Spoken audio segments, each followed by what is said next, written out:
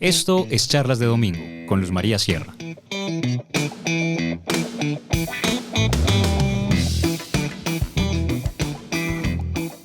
Bueno, hola, buenos días. Estamos en esta charla de este domingo con Germán Vargas Lleras, que nos visitó a Medellín. ¿Hace cuánto no venía usted a Medellín? No, desde las elecciones regionales. Ah, entonces estuvo aquí. Pero además vengo frecuentemente, pero no en este plan. ¿En este plan de candidato presidencial? No. Tenía desde hace tiempo algunas invitaciones. Y entonces las acumulé y vine a atenderlas. Pero lo vi reunido con mucha gente, tomando posiciones, planteando que la oposición se una. No, la gente es muy querida y varios de ellos señalaron que debería considerar el ser candidato, pero es una decisión que aún no he tomado.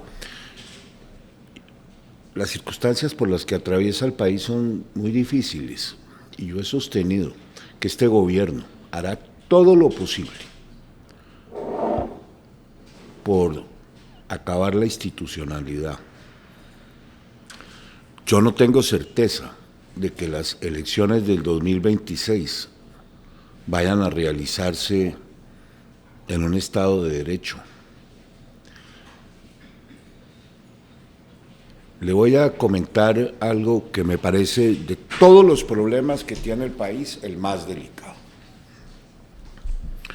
Hoy el gobierno goza del favor de 3 magistrados en la Corte Constitucional, que han resultado definitivos en los recientes fallos. Sí, el magistrado Vladimir, que lo eligió el presidente. Claro, Cortés y Natalia Ángel. Cortés, que se supone que no era el presidente Gustavo Petro, el más pero entregado, ha resultado el más obsecuente. Por Así, algunas razones, como no sé si tiene que ver con Fernando Carrillo, que fue su viceprocurador. Que sí. Pero ellos fueron definitivos en el pronunciamiento sobre el impuesto al patrimonio, lo habían sido en el régimen simple. Nunca se apartan del gobierno. El año entrante se van a reemplazar 4 magistrados. Sale la doctora Pardo, es una terna que va a poner Petro. Con eso completará 4 magistrados. Y el próximo año salen 2 postulados por la Corte Suprema y uno más del Consejo de Estado.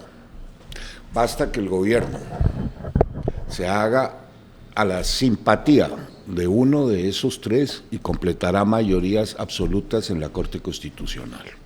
Eso es muy grave. De ahí la importancia que revistió la elección del procurador. ¿Por qué? Porque el procurador es definitivo. Es definitivo en la composición de las ternas, porque el procurador tiene una enorme influencia en las Cortes.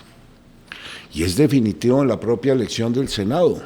¿Pero usted cree que esa elección del procurador fue a favor o en contra de esa posibilidad que Gustavo Petro pues muy a favor de Petro, porque logramos esquinearlo entre su paisano el doctor Luis Felipe Henao y el doctor Germán Barón, ambos bastante independientes del gobierno.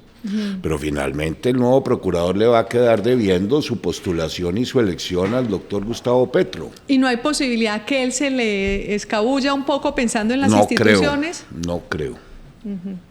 Pues con lo que usted pinta definitivamente entonces, es como si la Corte sí fuera a quedar en manos de Gustavo Petro. Es que ese es el peligro que tenemos. Y el día que el gobierno consolide, y de eso hay una altísima probabilidad, el año entrante, mayoría absoluta en la Corte, usted se acordará de mí. Basta que eso ocurra para que el gobierno proceda a expedir su decretazo. El decreto de emergencia. Montealegre, el decreto que Eduardo Montealegre le propuso que con un decreto. ¿Por qué no lo ha hecho? ¿Y el decreto qué diría?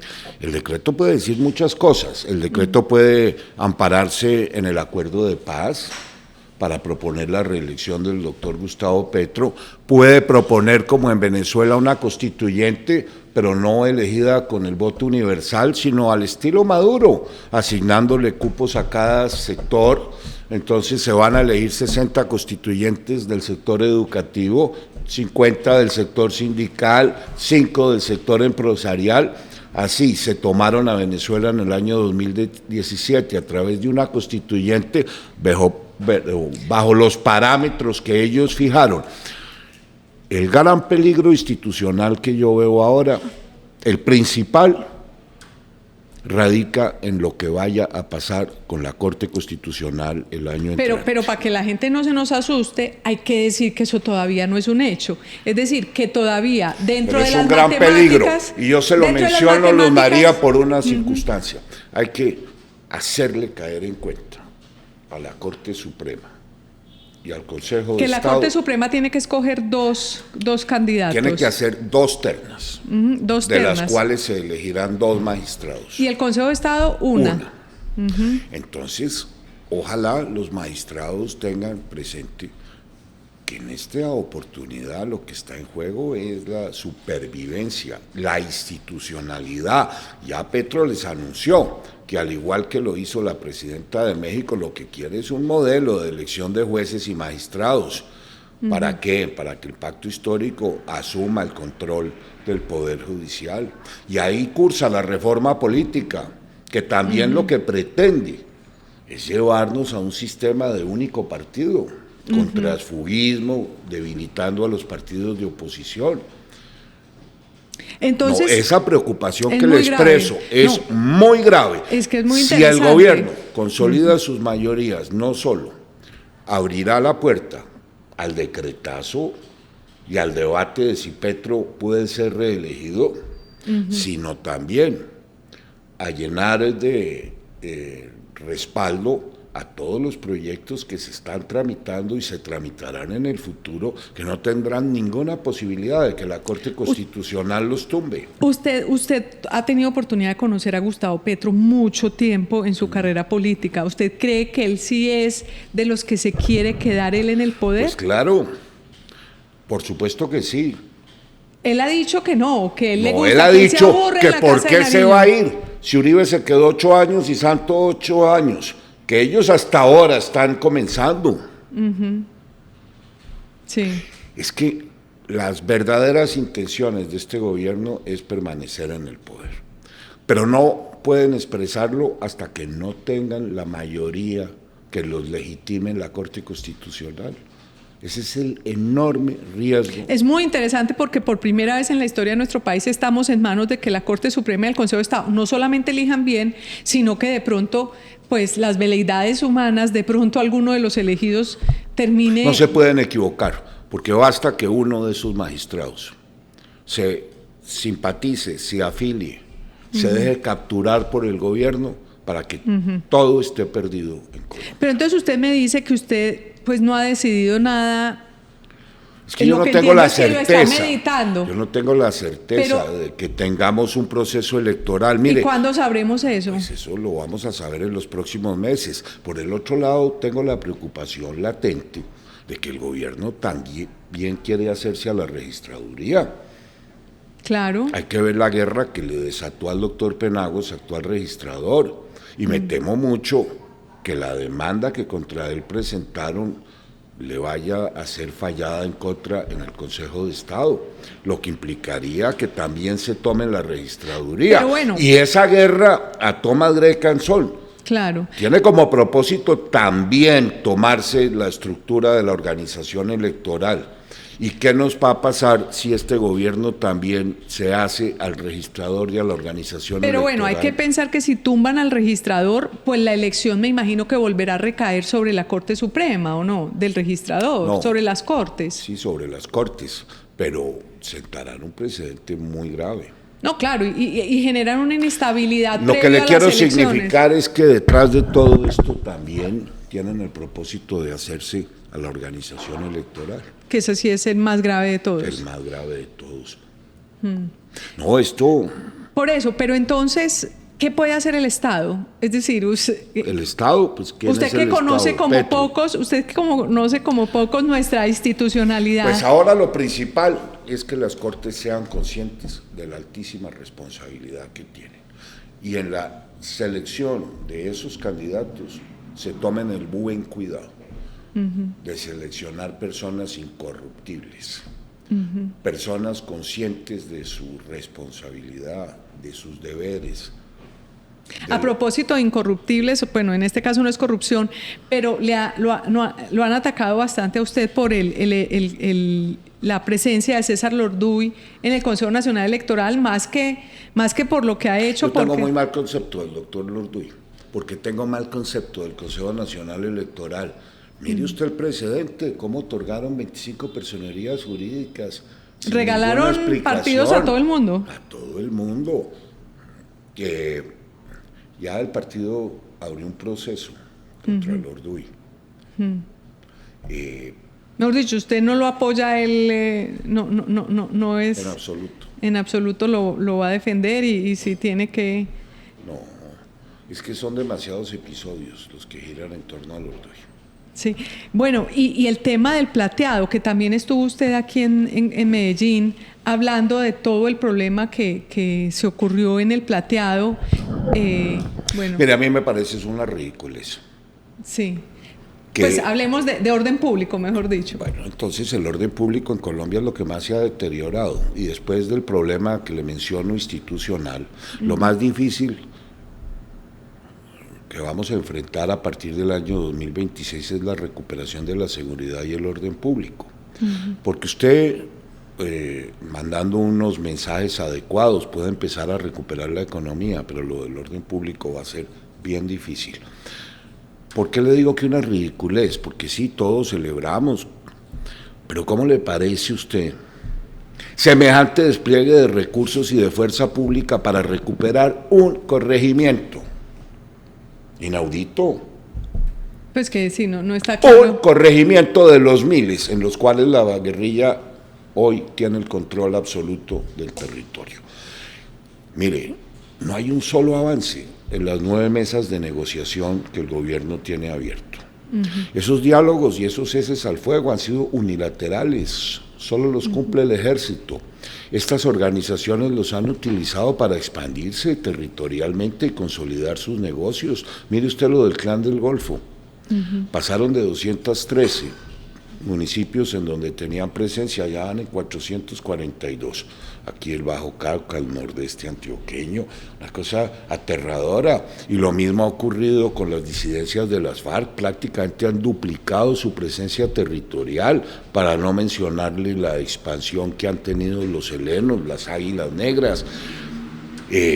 Si usted fuera presidente, ¿qué haría? No, lo que hay es que confrontarlos con toda determinación, porque lo que han demostrado es que no quieren avanzar en ningún proceso ni de desmovilización. Ya dijeron que no van a dejar las armas y este gobierno los complace levantándole las órdenes de captura, tolerando todo lo que... Miren, en el Cauca han habido 660 episodios en el último año. Y hasta ahora el gobierno reacciona y no lo hizo ni siquiera porque le importa la suerte de Toribio, del plateado. ¿Sabe lo que había detrás de eso? ¿Qué había? A nosotros trimestralmente nos evalúa Ruiz Massieu en el de Consejo de Seguridad en la ONU. Hacía 3 meses había puesto de presente el ejemplo del Cauca, de cómo esos diálogos no avanzaban. Este martes de esta semana que termina teníamos una nueva evaluación y este operativo tuvo lugar el sábado para llegar el martes al Consejo, a las Naciones Unidas, a demostrar que había una estrategia, un resultado. Era una estrategia de propaganda. Una estrategia política para presentarse al Consejo de Seguridad de Naciones Unidas a decir que sí, que algo estábamos haciendo o habíamos hecho en los últimos 3 meses. Porque en la evaluación que nos hicieron anterior, precisamente el ejemplo del Cauca lo habían puesto como el fracaso de la negociación de paz. Entonces, pues, imagínese usted. ¿Y usted cree que Petro, por qué hace todo esto o deja de hacer? ¿Qué es lo que le está pasando al gobierno frente a este tema de orden público? Yo no sé, pero no sé las motivaciones, pero las consecuencias sí son devastadoras. Yo recorro el país permanentemente.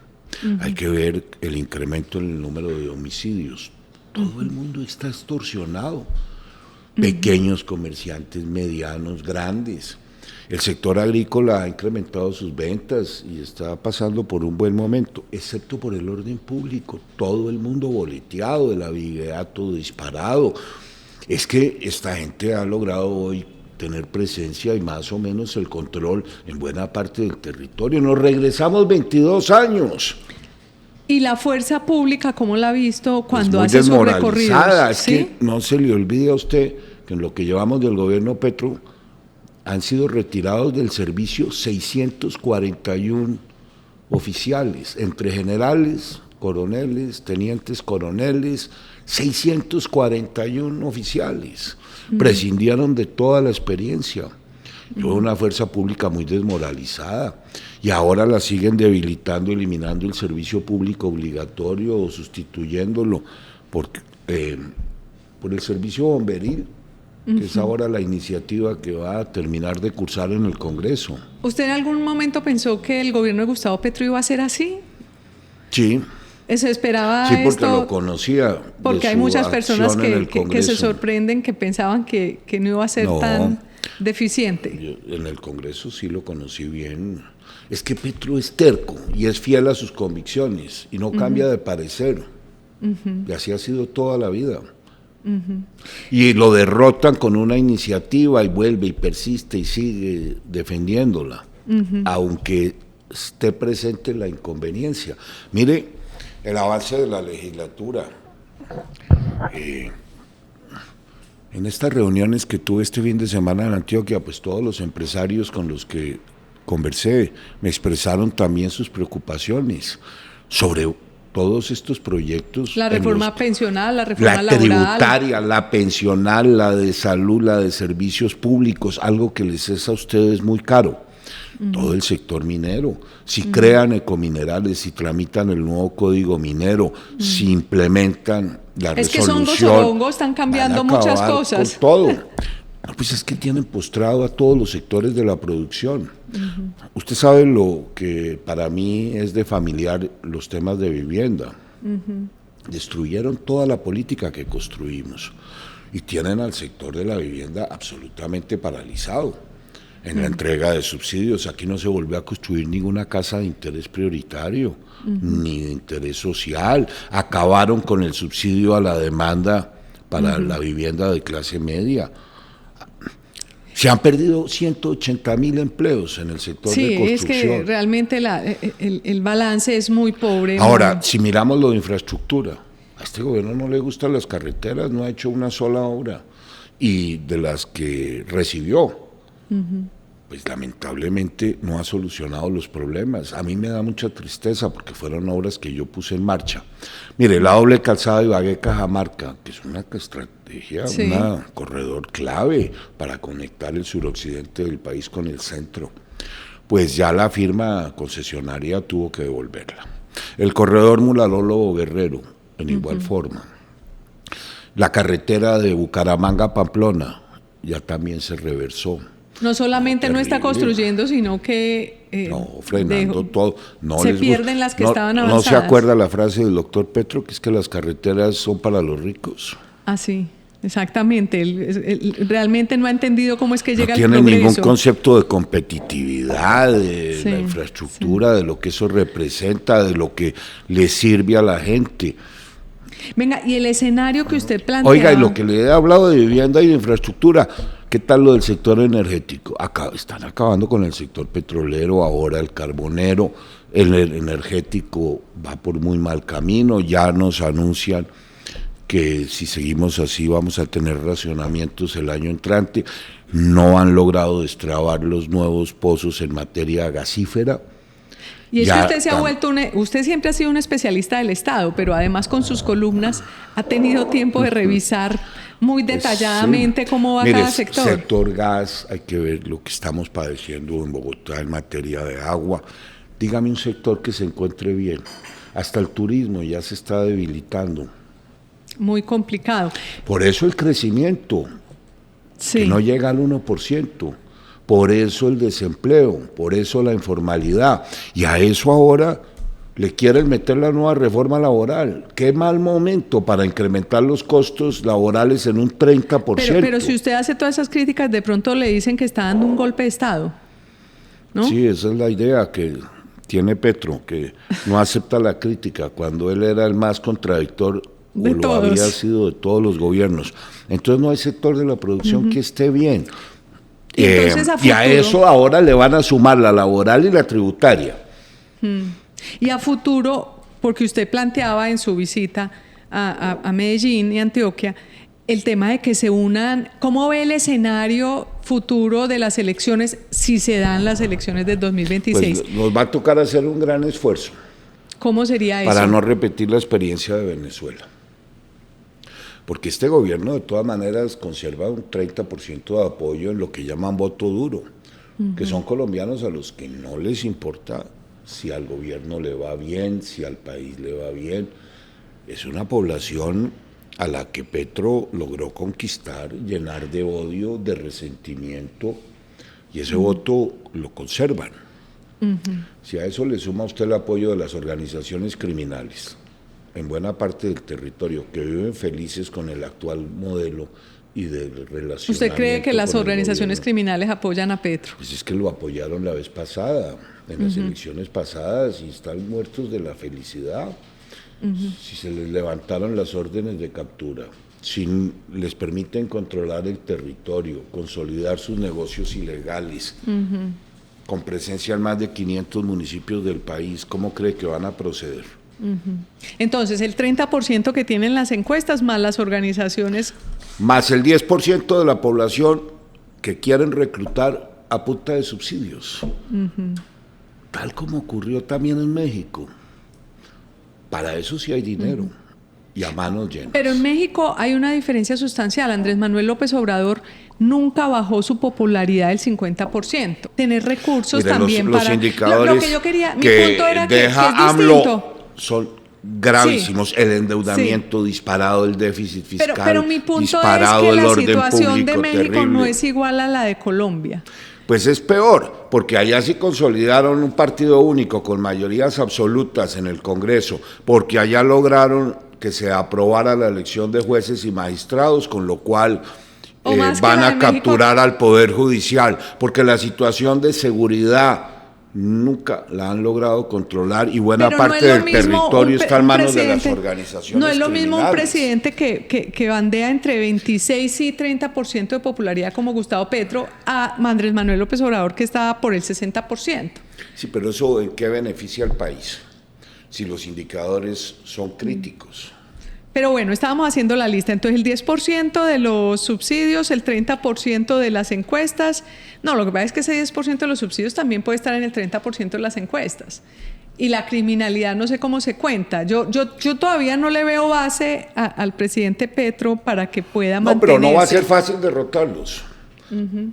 Y entonces se tiene que unir el otro sector. Pero si además los sectores que creen que el país va por mal camino también se dividen, ahí sí les allanamos el camino para que se perpetúen en el gobierno. Hay que hacer un gran esfuerzo, desprovisto de toda ambición, de toda vanidad, para que se formalice un proceso que nos permita llegar unidos al debate electoral del año 2026. ¿De qué forma? ¿Y si ve posible eso? Pues es indispensable. ¿Incluiría centro y derecha? A todos los que crean que esto va por mal camino.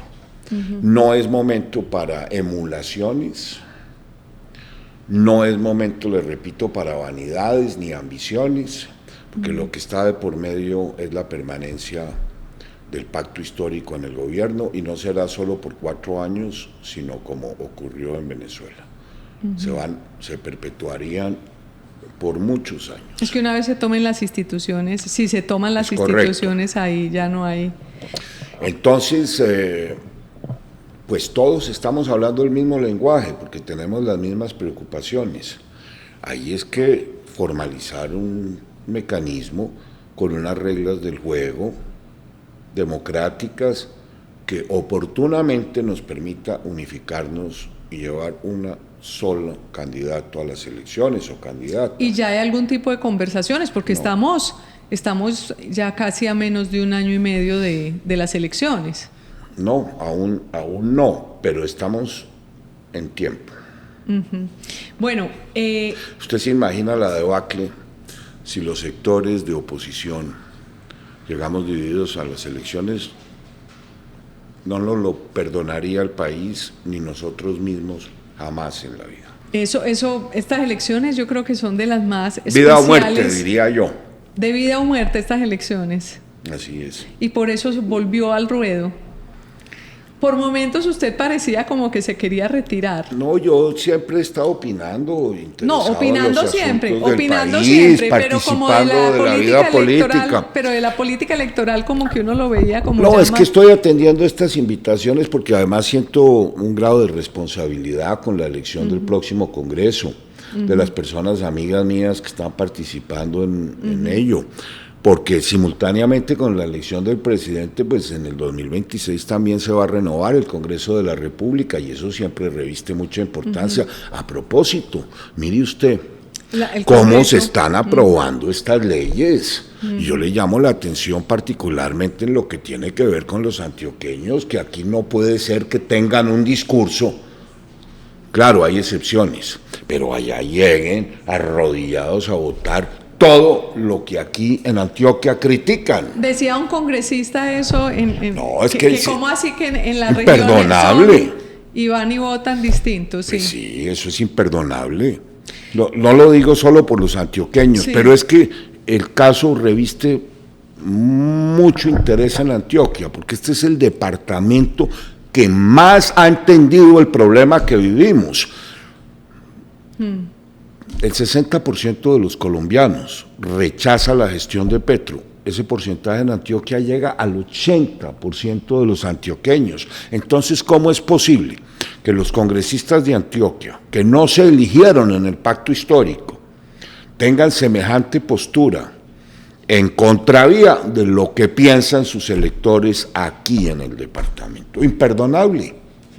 Fue una antioqueña de todas maneras la que ayudó a tumbar la reforma a la salud, pero estoy de acuerdo que... Sí, pero porque la visibilizamos con nombre propio y ojalá tenga la misma actitud ahora en la reforma laboral y también en la reforma a la salud. Yo sé a quién se refiere, Comisión Séptima de Senado. Sí, bueno, y quería decirle, usted se arrepiente, usted era un candidato favorito de cierta manera hace 8 años a las elecciones, las cifras no las recuerdo bien. Apareció el coscorrón, que se lo tomaron las bodegas. ¿Usted ha hecho reflexión sobre eso, sobre el significado de eso en su vida política? A mí me tergiversaron el tema del coscorrón. ¿Sabe que el otro día estuve en Montería y fui a la casa de la señora? Sí. Que en parte provocó el incidente. Mire, yo llevaba muchos meses molesto por la actitud del cuerpo de seguridad que me asignaron como vicepresidente, que no dependía de mí, sino de Casa Militar. Yo todos los días iba a regiones a entregar en ese momento las casas gratis. Aquí en Antioquia hice en 52 municipios de Antioquia viviendas gratis. Vivía en función de poderle cumplir, como se le cumplió a miles, por no decir millones de colombianos. Entonces me molestaba mucho que cada vez que iba a entregarle a la gente humilde su vivienda, ese cuerpo de seguridad, en primer lugar, raqueteara a los beneficiarios, que en su gran mayoría, por no decir en la casi totalidad, eran mujeres, cabeza madre de familia, usualmente desplazadas, que llegaban con toda felicidad a esos eventos a recibir su escritura y su casita. Me molestaba mucho todas esas medidas de seguridad. Cuando yo llegaba a uno de esos eventos veía 2 cuadras de colas mostrando la cédula, ¿no? Una cosa horrorosa. Pero además entraban como unos caballos salvajes.